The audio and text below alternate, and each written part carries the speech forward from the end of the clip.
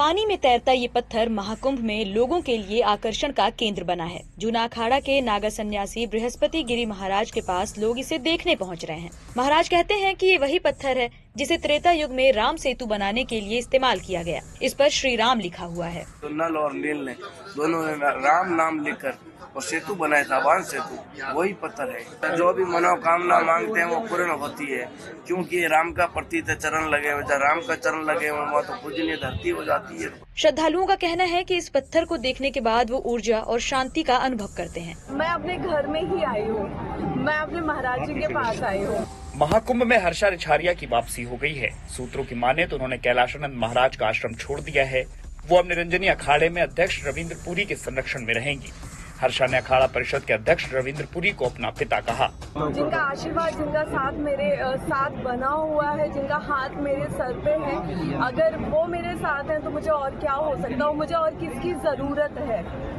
एक पिता का अगर साथ मिल गया बेटी को तो उसको और किसकी जरूरत है। इसके साथ ही वो बोली कि देश के तमाम युवाओं के लिए अपना मन बदल लिया है। देश के तमाम युवाओं ने, तमाम लोगों ने मुझे इतने मैसेज, कॉल्स और ईमेल्स किए हैं कि अगर आप चली गई तो हम भी शायद धर्म के लिए अब मुड़ना नहीं चाहेंगे, हम जहाँ हैं हम वहीं रहना पसंद करेंगे। अगर इतनी चुनौतियाँ होती हैं इस रास्ते पे तो हम धर्म से दूर ही ठीक है। तो कहीं ना कहीं ये चुनौतियाँ फेस करते हुए मैं आगे बढ़ूंगी। हर्षा फिर से शाही रथ पर बैठकर अमृत स्नान करने जाएंगी। वो निरंजनी अखाड़े की पेशवाई में संतों के साथ रथ पर बैठी नजर आई थी, जिसके बाद कई संतों ने नाराजगी जाहिर की थी।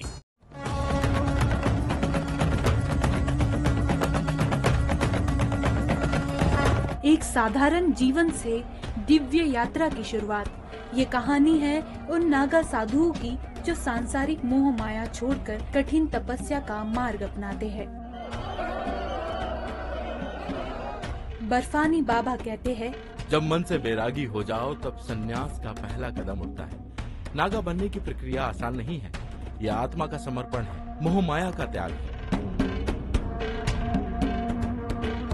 नागा बनने की प्रक्रिया 48 घंटे की कठोर तपस्या से शुरू होती है।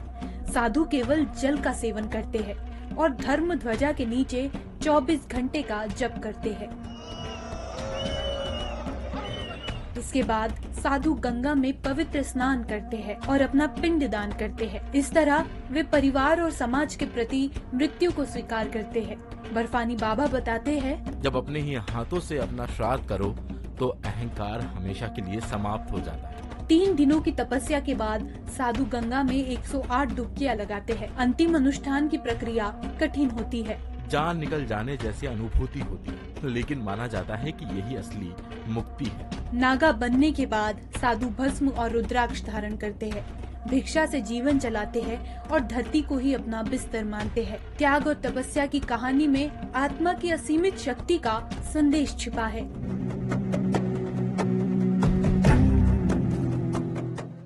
किसी ने 32 साल से स्नान नहीं किया तो कोई 35 सालों से कांटों पर सो रहा है। किसी ने 45 किलो रुद्राक्ष पहना हुआ है तो कोई सर पर ही फसल उगा रहा है।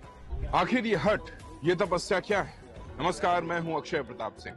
महाकुंभ के किस्से सीरीज के आखिरी एपिसोड में कहानी हठ योग और इसे करने वाले हठ योगियों की। हमारे मन में एक संकल्प है, इसीलिए हम नहाते नहीं। जब हम नहाएंगे, क्षिप्रा में नहाएंगे और कामाख्या चले जाएंगे। हठ का शाब्दिक अर्थ है जिद, यानी इंद्रियों और मन के हस्तक्षेप के बिना योग का अभ्यास। आमतौर पर सभी तरह की योग मुद्राएं हठ के अंतर्गत आती हैं। हठ योग की सबसे मशहूर और पुरानी किताब हठ योग प्रदीपिका के मुताबिक हाकार सूर्य स्वर या नाड़ी का प्रतीक है, जबकि ठाकार चंद्र स्वर है। सूर्य और चंद्र स्वरों के योग से ही हठ योग बनता है।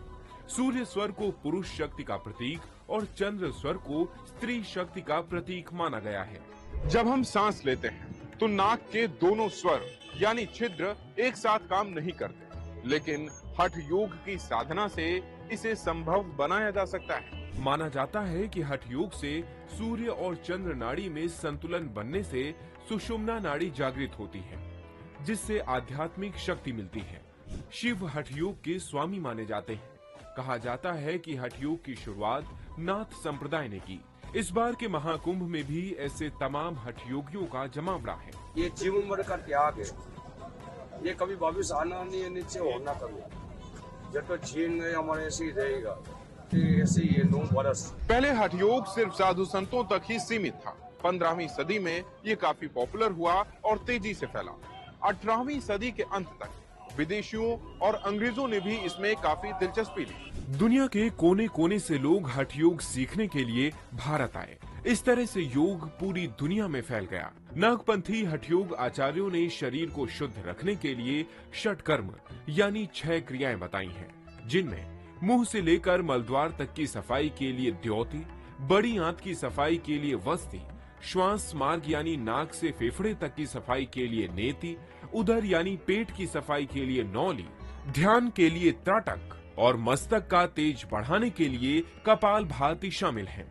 हठ योग की किताबों में हठ योग के 6 अंग बताए गए हैं, जिनमें शरीर मन को स्थिर यानी बैलेंस करने के लिए आसन, प्राण को बनाए रखने की क्षमता का विस्तार करने के लिए प्राणायाम, इंद्रियों को वापस खींचने के लिए प्रत्याहार, एकाग्रता बनाए रखने के लिए धारणा, आत्मचिंतन के लिए ध्यान और मोह माया से मुक्ति के लिए समाधि शामिल है।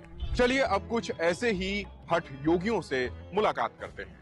ये हैं रुद्राक्ष वाले बाबा के नाम से मशहूर सन्यासी गीतानंद महाराज, जिन्होंने 12 साल तक सर पर रुद्राक्ष धारण करने का संकल्प लिया है। 45 किलो वेट है। 1.25 लाख रुद्राक्ष का मैंने संकल्प करा था, राष्ट्र हित और सनातन धर्म हित के लिए हमारी तपस्या।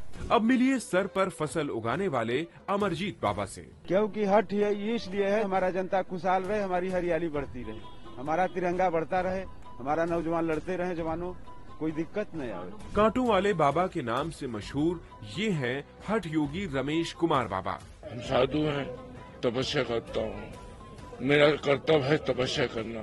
तो ये थी कहानी हठ योगियों की।